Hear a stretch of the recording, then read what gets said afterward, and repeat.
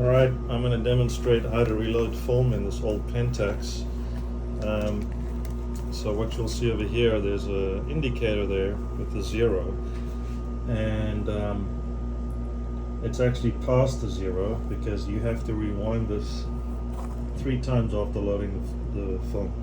This is your shutter speed over here, and then when you pull on this ring you can adjust the ISO. There's little digits in this window and you can move them around to match the ISO of the film.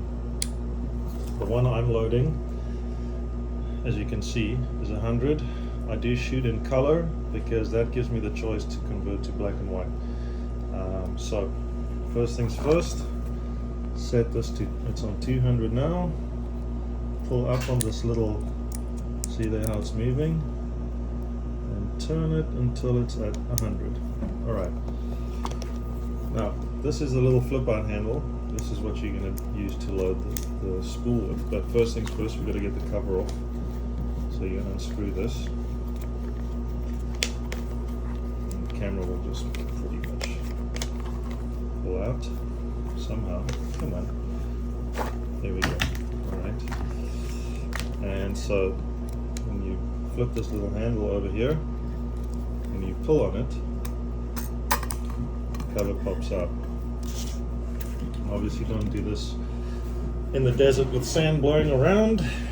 And the phone, see it has a little slot in there. That slot is going to face upwards into this handle that's now pulled out. When you close it, it drops down in there and you can see it has a tang that connects to that. So you have the lever up, put the phone in like so, get that down, and then you pull this across, oops, just so that it goes over this wheel on the right. And what you got to do, it has a little area here. You can move this by hand. It's got teeth at the bottom here. And you look, you see this, there's a groove in there.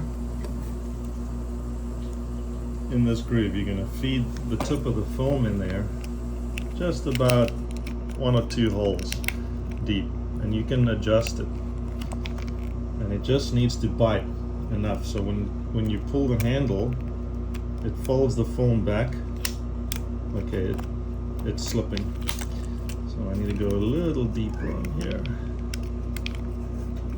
You have to kind of feed it in. There we go. And you'll see that it's kind of, I use this handle over here to rewind it, but now I have to press the shutter, because this is how I'm going to basically, you see how it's caught on the film now, and it's now going to stay in position, and the holes over here have to go through the teeth. You are ready. So you go 1, 2,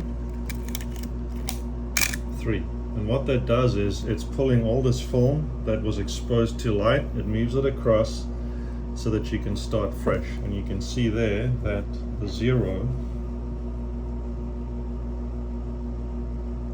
is now loaded. And I'm going to do one more, and I'm now ready to shoot.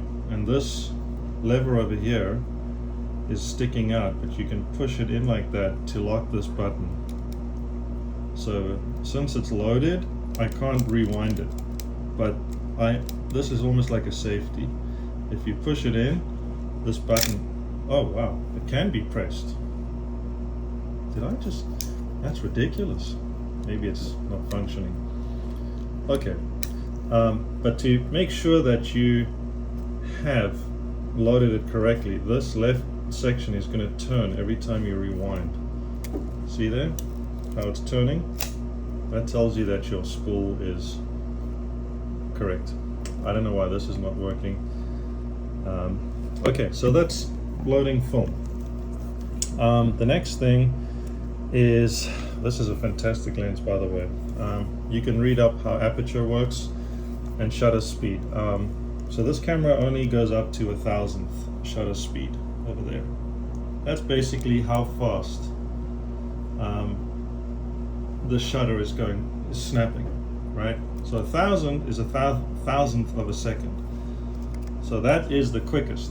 And what that means is it's trapping very little light. So if you're trying to capture something high speed, you would put it at, let's say, 500 or 250, like a sports shot, for example. You don't want it to be blurry, right? But you got to have a lot of good light, very bright light, because if you take a photo too quickly and this is set at 1,000, then you're going to maybe not have enough light. You're going to have a grainy photo. But you can watch some videos online to explain it. But basically the 100 that I showed you on the canister that we set this to, that's the film speed. 100 is kind of slow, which means it needs a little more time. That's why you set this dial here, because it affects how the light meter inside this works. A 400 film is faster, so which means it's better for low light photography. And there's a few factors that determine all of this. Your lens will play a huge role. A zoom lens, because it's zoomed, allows a lot less light to come in the front. That's going to play a big role on your available speed settings, right? The speed of the film plays a very big role. Like I said, a 400 is a lot faster than 100. 100 is on the slow side, but 100 is less grainy. So, and then you have your shutter speed over here, which you can set all the way from 1 second, 2 seconds, half a second, quarter second, eighth, 15th, 30th, 60th of a second. The reason there's an orange X on the 60 is you would use that with a flash, which we're not going to use. And then you have aperture over here, right? See this 2? That's the aperture. And that orange stripe is the marker. So you can be on 2,